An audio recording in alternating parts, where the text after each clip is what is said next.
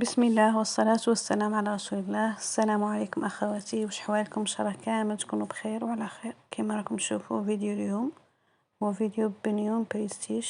كما راكم تشوفوا الصورة هايل وبنين وسهل في طريقة التحضير. هنا عندنا كمية، كما راكم تشوفوا المقادير، كمية من الكاوكاو مرحي أو محمص، نزيد له كمية من بسكوي مطحون أي نوع عندكم توفر في البيت، كمية كما حبيتي، معناها مش شرط تقيدي بمقدار. نزيدو كمية تاع شامية ولا كان يقولها كورناش. راح نخلط كامل هاد المكونات مع بعض كما راكم تشوفوا. بعد ما خلطتهم هنا اخواتي ما تنساوش الجام والبارطاج. هنا واش راح نديرو اخواتي؟ راح نضيفو الشيكولاته اوبتيل وكونفيتي تاع لابريكو اللي هو تاع المشمش. راح نضيف الكمية تاع الشوكولا اوبتيلا، لازم تكون دايبه. هنا اخواتي راكم تشوفوا بلي ديت عينه ولا شونتيون من هذاك الخليط باش نبدا نخلط غير بالشوي وندخله في الخليط اللي بقالي. هنا نزيد الشوكولا تاع الطلي بشوكولا تارتيني ونضيف لها مربى المشمش ايضا، نخلط مع بعض. حين تشوفوا الطريقه في الفيديو وفي الصوره امامكم.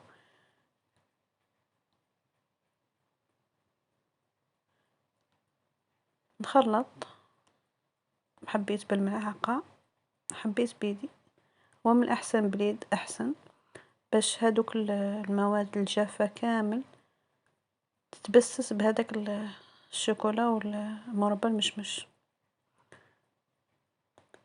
هنا راح نضيف 2 ملاعق زبدة دايبة،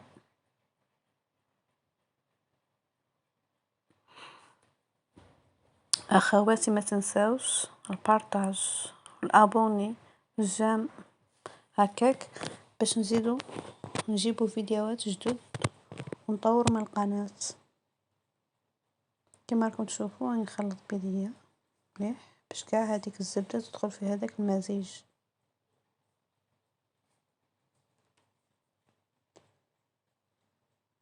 هنا اخواتي واش راح ندير؟ هذاك ليشونتيو الاول اللي ديتها نروح ندخلها في الخليط اللي بقالي.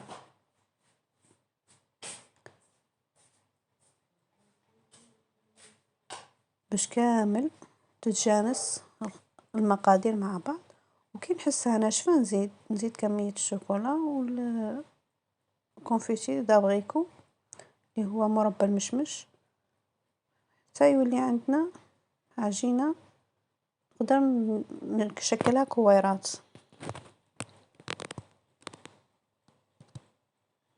هنا اخواتي المقادير تاع الشوكولاته تارتيني الكونفيتي دابريكو هنا على حساب عينك ميزانك وعلى حساب تشوفي الخليط تاعك واش راه يشرب. دوك تشوفوا كيفاش نتوقف عن اضافه. هنا بعد ما خلطت راكم تشوفوا بلي راح نشوف لا تيكستير تاع الخليط نتاعي يكون كيما هاك يتماسك